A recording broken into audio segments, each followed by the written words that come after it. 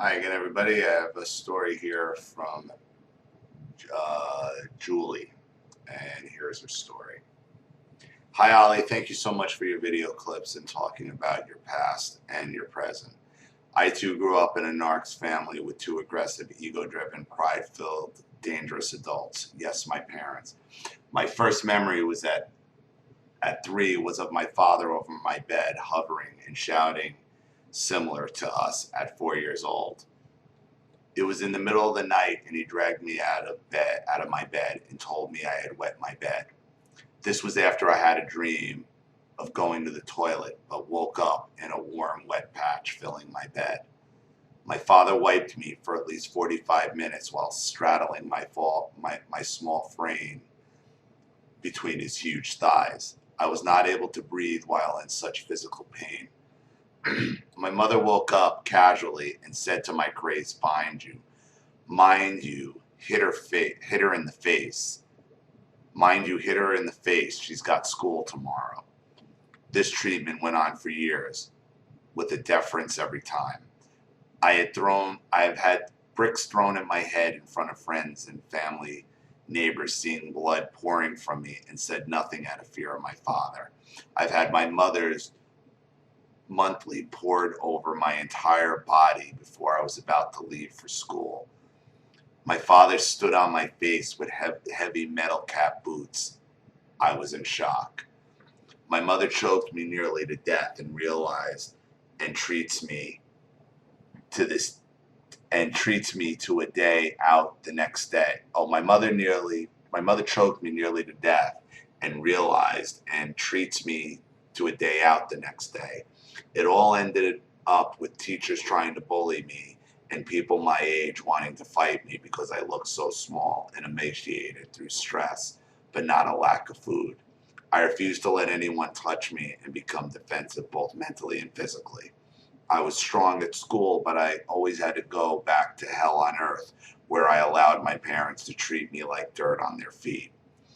I was the biggest and the one of the worst was as I got older.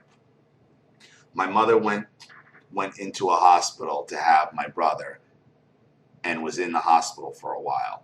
Meanwhile, I was left with my other siblings and my cruel, deviant, spiteful father, who took pleasure in abusing me mentally and physically, almost bordering on perversion, but not quite, as I'm sure he wasn't aware he was pushing it just a bit too far with this type of discipline. One day he left us all in the home, as he had no choice but to work. That was the day I knew evil existed. He had a potty for us all to pass urine because he wanted us to stay in our rooms and not enter the rest of the home. He came from home from work and saw the pail potty was full and went to empty it. Unfortunate for me, he found the floor on his bedroom was wet and accused me. He beat me like you beat something you hate. I nearly did that. I nearly did that day. I even lied to him after he kept accusing me. So so I did it so the pain would stop. I never went into that room that day, but my siblings did. There was no point in explaining. He lost control. The other was after he found condoms a school friend gave me in my wardrobe at home. I was working part-time and he came home, but was accused at the front door with warnings from my siblings that I will probably die and not go into the house.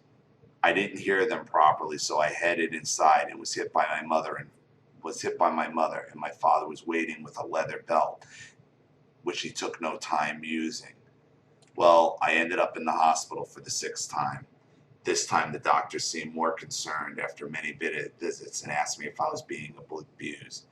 Guess what I said after looking on my mother's face and eyes dripping, pleading, I don't say the wrong thing. Once I was home, it all went back to normal. Oh, I forgot to say she was a devoted Jehovah's Witness, and everyone loved my parents. The congregation would say, wow, look at those kids. They look amazing and rich. Wrong. I came from a family of wannabe rich, want to be noticed, want to be loved. The thing as they never the thing as they never knew people hated them in silence. I was a gifted painter and could draw amazingly from 5, which I guess was an outlet for my pain and frustration. I found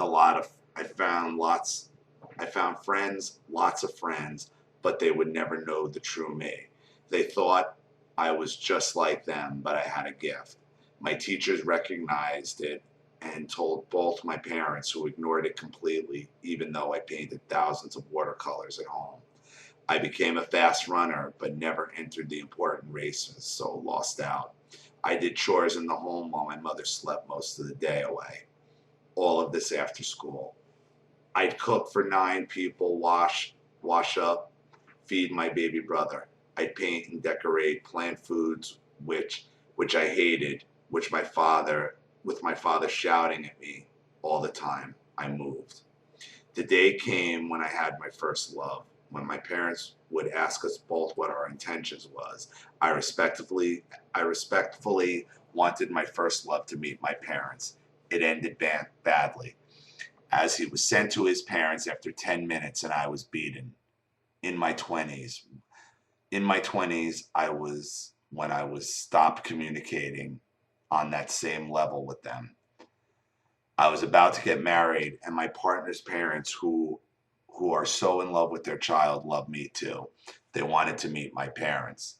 Well, my mother said she'll cook and they can come over. We all turned up, and the house looked as if life drained out of it. It was dark, and my father was in the back garden while my mother, who let us in, ignored me and my partner's parents.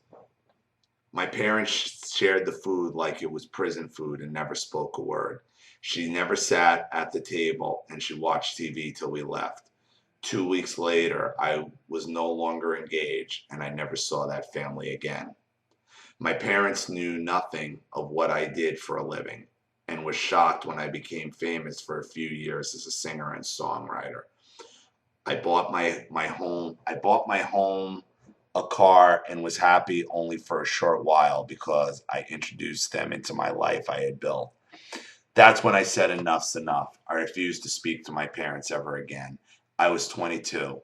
I'm now 51, and I wrote a stunning letter picking only the little good they did for me while growing. I wrote to see the reaction. Well, I wasn't wrong.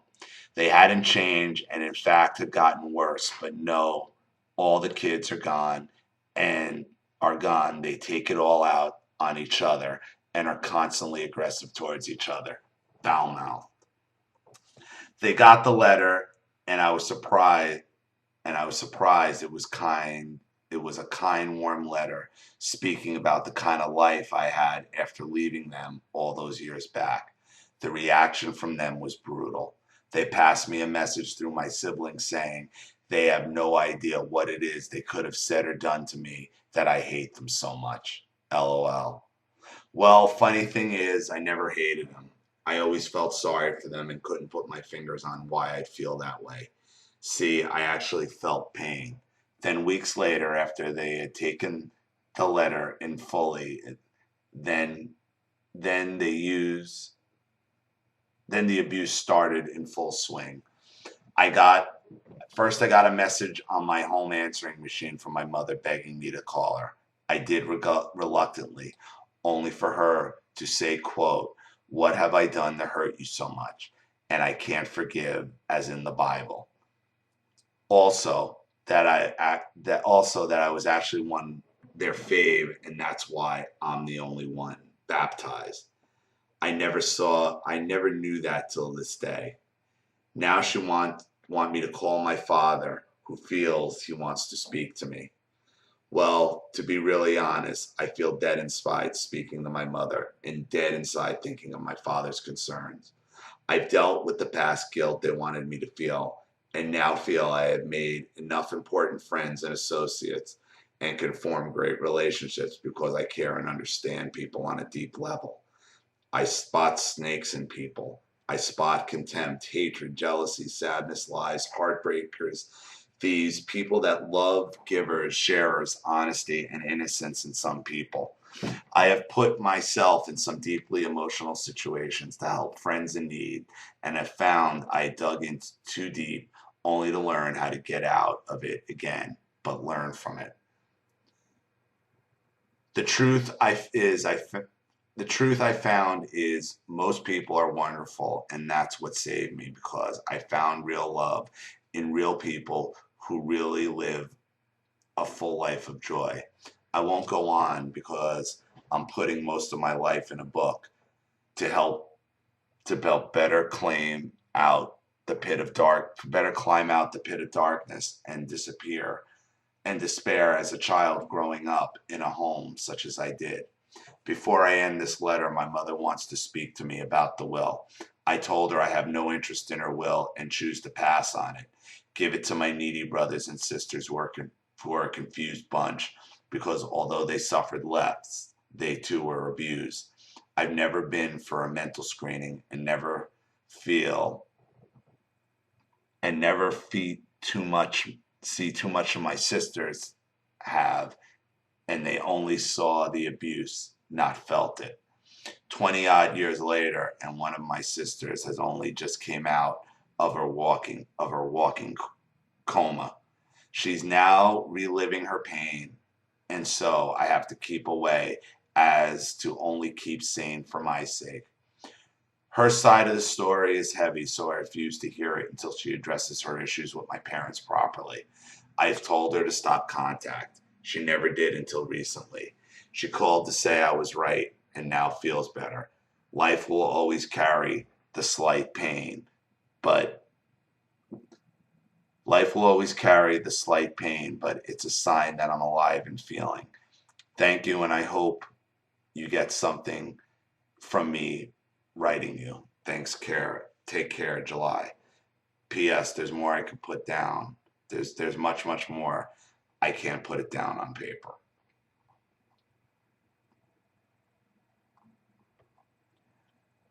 And this just goes to show you, after all these years, the narcissist will never stop hating you. The narcissist will never stop blaming you. And the narcissist will never take responsibility for any of their actions. Your mother knew full well. She told your father, don't hit her in the face. She's got to go to school. She knew about what is so bad. You're still alive, right? Nothing the narcissist ever does to you will ever be so bad. Ever. And that's the problem. It's never that bad. And always keep that in mind. And always stay away from them, because they're never going to stop. Thank you for your story. I really appreciate it. Thank you to everybody watching. Please leave any advice or opinions in the comment section below. And again, if you want your story read on the channel, you have a narcissist you'd like to expose or a topic you'd like me to cover, you know what to do with the PayPal and the email links in the description box. I'll have the video right back to you. This is Ollie Matthews. Thanks for watching. See you all again soon. Bye.